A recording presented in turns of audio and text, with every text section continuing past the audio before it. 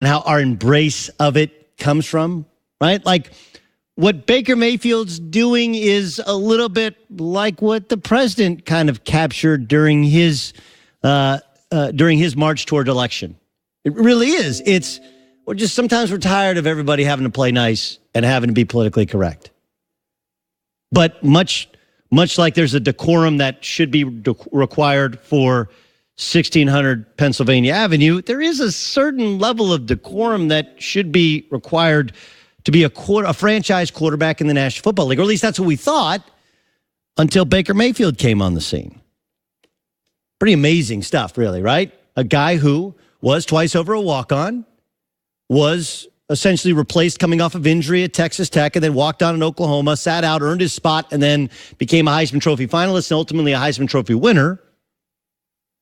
Then marched all his way to being the number 1 overall pick in the NFL draft.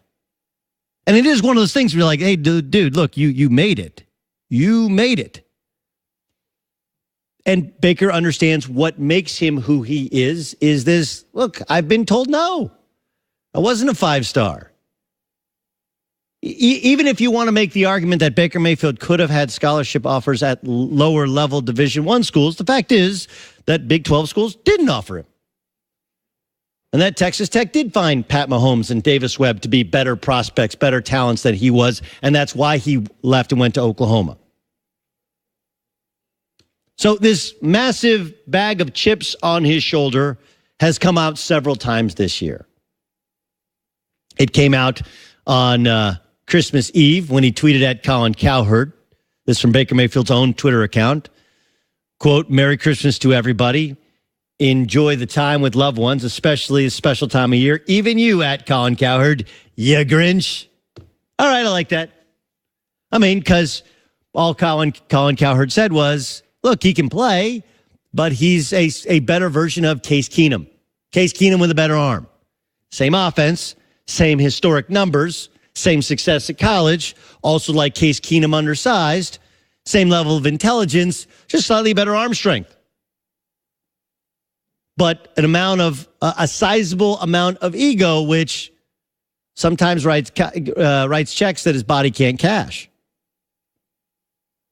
Right? Colin, like people I know in the NFL, said that Sam Darnold is a better prospect and ultimately has the higher ceiling, even though if he hasn't performed as well statistically as Baker Mayfield.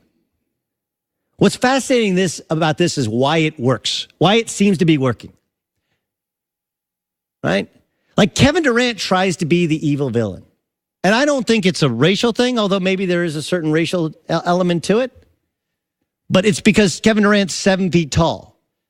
Right? But Kevin Durant LeBron James tried to wear the black hat when he left Cleveland and went to Miami originally. He tried to be like, come on, bring on the haters. I'm taking notes. I'm going to write it down. I'm going to remember it. It's a lot. It's a burden to carry. Now, one of the big differences is in the NBA, you can be put on an island and isolated. You have to play both ends of the floor. And Baker Mayfield is playing the most protected position in sports.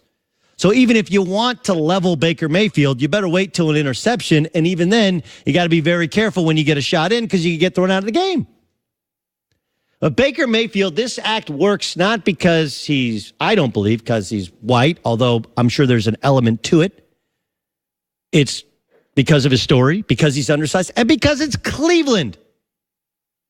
It should be noted that this winning streak or the wins that they have accrued, like who's the best team they've beaten? Carolina, Atlanta, Cincinnati. Baker Mayfield did beat the Baltimore Ravens. That was before the quarterback change was made in Baltimore. Baltimore was a different club. It was an ugly game. They did, in fact, win that game. Let's not take away wins that he has. That's the one win over a potential playoff team that they have. And look, he walked into the perfect setup. They'd won one game the past 2 years. He's replacing Tyrod Taylor, who looked like a guy who could not play the quarterback position. Looked like a backup, that he essentially is, who's a part-time starter. He was with a coach who appeared to be over his head. He's in a city where everybody leaves, and a team that quietly has accrued a bunch of talent during the past couple of years. And if you go back to last season, They didn't have, the last couple of years, didn't have quarterback play, didn't have the right skill position play. They had 2 top 5 picks. They used them on guys that were ready to play and ready to play right away, and they both contributed greatly eventually. Right? Like, it works because it's Cleveland.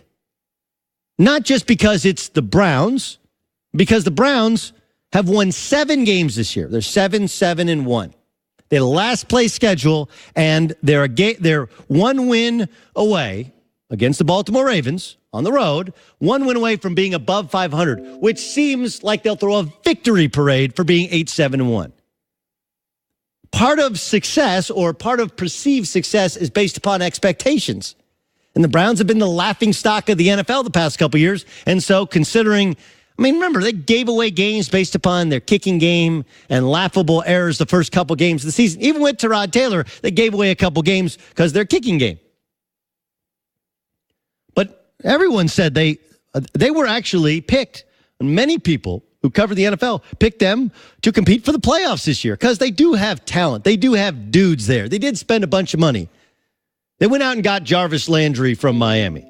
They have drafted well on the defensive line.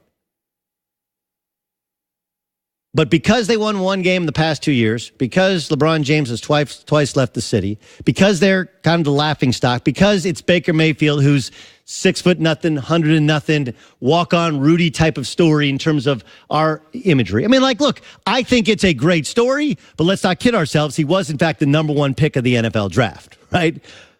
Like, he won the Heisman Trophy. We paint it as this complete underdog story. Yeah, teams missed out of high school. Teams missed on a transfer. No one missed. If he didn't go 1 overall, he was going in the top 10. The Jets were going to draft him because they thought Sam Darnold was the rightful number 1 overall pick, or maybe the Giants wouldn't be dumb enough to take running back over a quarterback, but they were. But because of the narrative, because it's Cleveland, because it's Baker, somehow we become super cool with Baker continuing to run his mouth. And like, look, I get it. I understand it. This is what he said yesterday in regards to the admitted stare down of his former head coach, Hue Jackson. Everybody's different. Everybody leads a different way. Everybody's competitive in a different way. I'm not trying to be anybody else. I've been who I am. That's gotten me here. I don't have to make any friends outside of this locker room. I'm not trying to do that. You know, once they're in here, they know exactly what they're going to get, and that's what really matters. That's what really matters? It's interesting because he's actually made Hue Jackson, who can't coach, right? Can't coach, as a head coach, into a sympathetic figure. Right? You're like, wow, I actually kind of feel bad for Hue Jackson. Right? Like, look, when we go back and look at it, Hue Jackson might not have wanted Baker Mayfield, might have wanted Sam Darnold. Probably, by most reports, wanted a quarterback going back to last year in the first round of the draft. But they didn't take one. That wasn't his choice. He was overruled in terms of what they wanted to do. Remember, he wanted to trade for A.J. McCarron last year because he just wanted somebody who knew his system, who could get the ball out to guys out in space and give himself a chance, but he didn't have it. And so, yeah, Hue Jackson shot himself in the foot.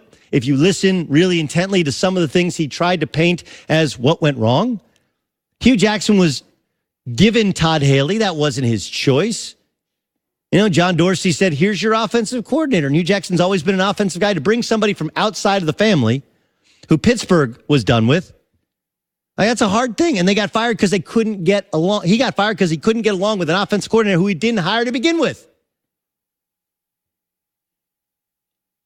But by rubbing his nose in it, which is what Baker did, and he's done continually since getting the starting job and winning games with the Cleveland Browns, he's made Hue Jackson into some sort of sympathetic figure. We're like, wow, like, just because you can be a D-bag doesn't mean you should be.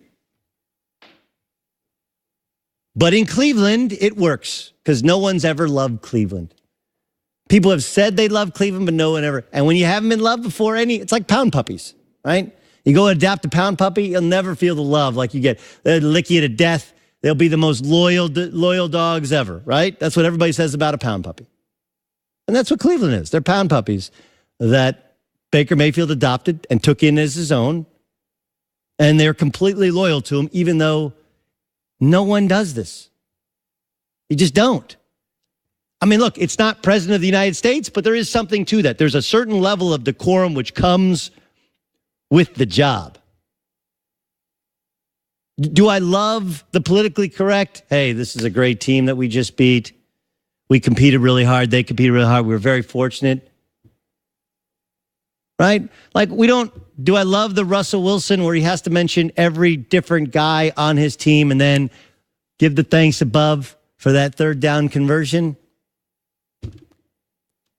Not really. Okay? It does seem fake. It does seem forced. But this is the other side to it. And while competitive nature and competitive makeup has absolutely made Baker, and he has the edge, you don't want him to lose that edge. But there's a way to have the edge inside the football field, right? Inside the 100 by 50. And yet handle the position with class and maturity. Something he has yet to learn, and he may learn the hard way. There is going to be adversity. We have seen rookie quarterbacks come in. Look, passer completion percentage since week 10, fourth in the NFL. Yards per attempt, first. They're throwing the ball downfield. He's taking chances. Should be pointed out, the wins are against some of the worst defenses in the NFL. The Bengals are a little bit better since Marvin Lewis took over, but they were on a path to being the worst defense in the history of the NFL. He's played them twice. Congratulations on beating the Raiders, who are trying to be bad. Congratulations on beating the Falcons, who are going to fire everybody because they've been that bad and they're that banged up defensively. Like the reality, they lost to the Raiders. The reality is Baker Mayfield's been good. The team is playing better. He should feel good about himself. But you can feel good about yourself without smashing other people along the way, without stepping on the ones that you felt like held you back in the past. All right, let's get to Ryan Music with the news. No.